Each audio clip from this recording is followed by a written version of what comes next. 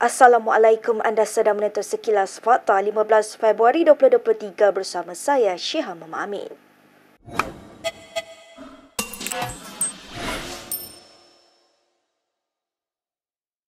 Bekas Menteri Kesihatan Khairy Jamaluddin mengakui benar-benar jam atau kalut selepas kalah pada PRU 15 lalu.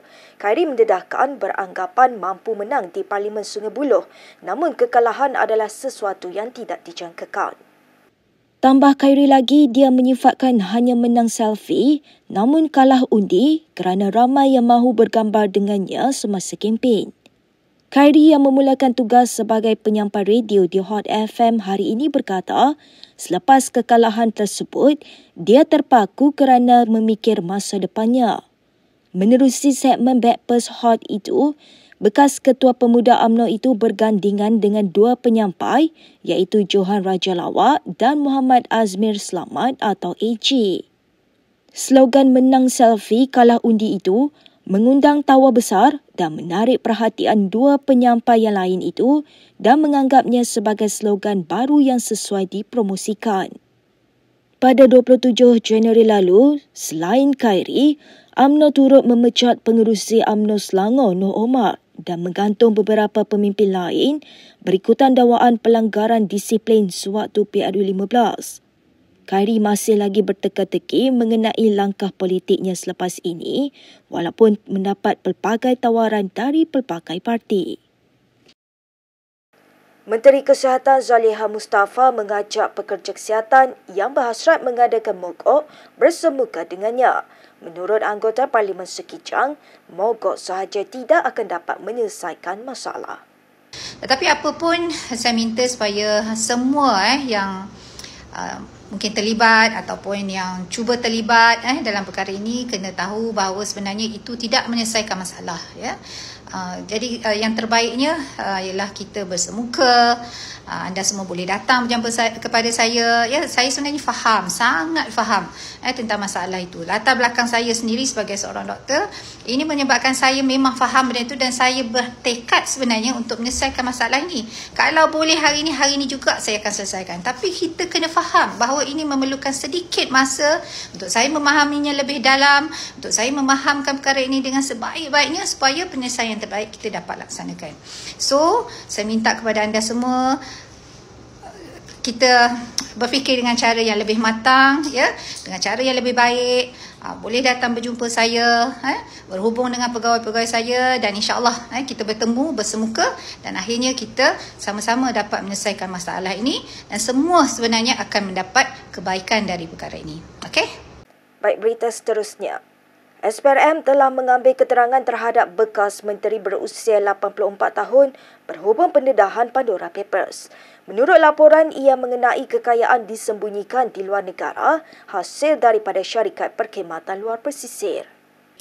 Utusan Malaysia dan New Straits Times yang memetik sumber melaporkan keterangan membabitkan bekas pemimpin itu bertujuan menjelaskan aliran dan jejak kewangan membabitkan 12 syarikat luar pesisir miliknya dan keluarga. Sumber itu turut menegaskan SPRM juga sedang memfokuskan siasatan melibatkan pelbagai sudut untuk mengesan aset dan pelaburan yang berkemungkinan ia hasil daripada projek kerajaan atau tidak. Bagaimanapun, siasatan SPRM masih di peringkat awal dan tiada pembukuan sebarang akaun dilakukan. Bekas menteri itu digambarkan dalam laporan berkenaan sebagai Menteri Kanan ketika era pentadbiran Dr. Mahathir Mohamad.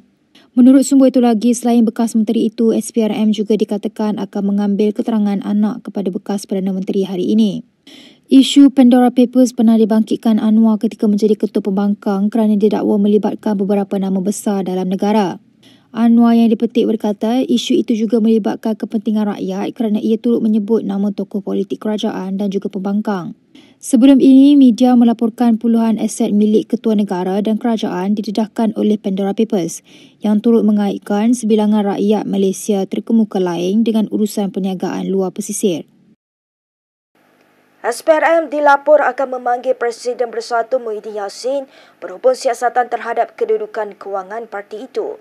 Menurut laporan New Straits Times, pengerusi PN yang juga bekas Perdana Menteri itu akan dipanggil dalam masa terdekat. Menurut sumber, beberapa pemimpin Bersatu juga sudah dipanggil untuk memberi keterangan termasuk bendahari parti itu.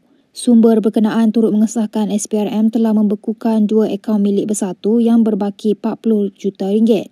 Dilaporkan kontraktor terbabit dikenal pasti selepas SPRM menyiasat beberapa akaun milik Bersatu yang dibekukan hujung bulan lalu. Bersatu sebelum ini dilaporkan menerima hingga 300 juta ringgit daripada kontraktor berkenaan sebagai dana politik susulan persetujuan dibuat dengan beberapa pemimpin parti. Difahamkan lebih 15 individu termasuk pemimpin parti itu dan pihak kontraktor sudah dipanggil SPRM untuk dirakamkan kenyataan. Sebelum itu, Ahli Majlis Pimpinan Tertinggi Bersatu Dr. Muhammad Faiz Naaman berkata SPRM sudah membekukan beberapa akaun milik parti itu. Katanya pembekuan akaun itu ada kaitan dengan siasatan SPRM terhadap dana kerajaan berjumlah 92.5 bilion ringgit yang didakwa diseleweng oleh kerajaan PN ketika melaksanakan pelbagai pakej rangsangan ketika pandemik COVID-19. Baik, sementara itu Muhyiddin berkata akan terdapat tindakan balas terhadap tindakan kerajaan yang menyasarkan pentadbirannya. Muhyiddin mendakwa Anwar cuba memfitnahnya dan PN menjelang pilihan raya negeri tahun ini. Tuan Betul, saya perhatikan kepimpinan kerajaan hari ini agak canduang lah. Apa dia katakan mengambil tindakan berbentuk witch hunting. Tak tahu dalam bahasa Melayu apa. Kesalahan kerajaan dulu yang tak wujud dicari-cari, tak ada kan. Melemparkan tuduhan yang bukan. Kononnya saya selewengkan 600 bilion. Ini siapa sebut? Perdana Menteri kata. Lepas tu dah tukar 530 bilion tuan betul. Lepas tu 90 bilion. Lepas tu 45 bilion. Lepas tu 300 milion. Ni apa? Perdana Menteri Tambun cakap ni. Ini yang disebut 600 bilion ke 530 bilion tu ialah apa disebutkan pakej rangsangan. Menteri Ekonomi pun tahu. Menteri Kewangan pun tahu. Perdana Menteri. Bukan untuk kita rakyat dapat kontrak. Nak kata bodoh, bodoh juga. Kenapa buat begitu? PRN 6 buah negeri yang kita akan hadapi. Sekarang ni kalau boleh dia hitamkan muka saya. Dia kata semua kita ni perompak lanu supaya rakyat tak sokong kita. Tapi saya percaya bahawa gelombang Perikatan Nasional yang sudah pun kita lihat berlalu akan terus melanda negara. 6 buah negeri ni tuan-tuan akan tarah tu. Jangan mimpilah. Backlash. Saya nak bagi amaran. Jadi jangan main-main. Ini sentimen rakyat. Bukan kami di sini saja. Ini berapa orang. Rakyat berjuta sana melihat. Tapi jangan fikir yang Ahmad Muhammad Tambun akan kekal abadi untuk selama-lamanya. After you, there will be other person. Jadi jangan anyaya. Buat kerja. Zaman susah. Rakyat tak ada duit. Tak ada barang nak makan. Telur pun tak ada, Tuan Mat. Tidak terhenti di situ, Muhyiddin terus menyerang Anwar dengan mempertikaikan kerajaan gagal untuk memperkenalkan rancangan konkret mengatasi kenaikan kos sara hidup. Walaupun selepas 3 bulan berkuasa, Muhyiddin membidas dan mempersenda Anwar hanya memperkenalkan polisi mengambil anak PM dan menteri bekerja. Berhentilah bermain politik dan membuat keputusan-keputusan cakap tak serupa bikin. Misalnya tiba-tiba ada dasar menteri-menteri boleh lantik anak beranak sebagai pegawai. Walaupun tidak mengambil gaji.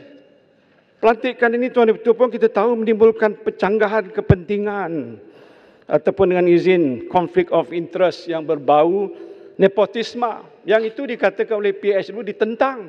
Tapi hari ini sudah jadi dasar. Wajarkah begitu?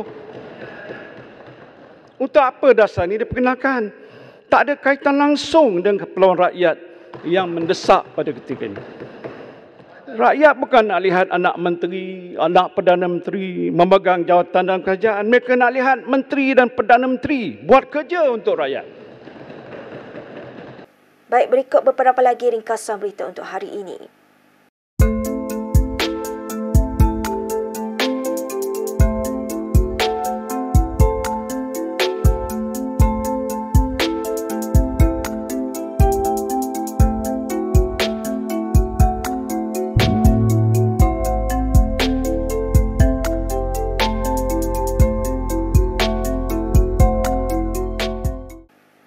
Sekian sahaja daripada saya, Nur Syah Mama Amin untuk Sekilas Fakta. Untuk lebih banyak berita, anda boleh melayari kinitv.com. Anda juga boleh mengikuti kami di Instagram, Twitter, YouTube dan Facebook. Salam hormat dan jumpa lagi.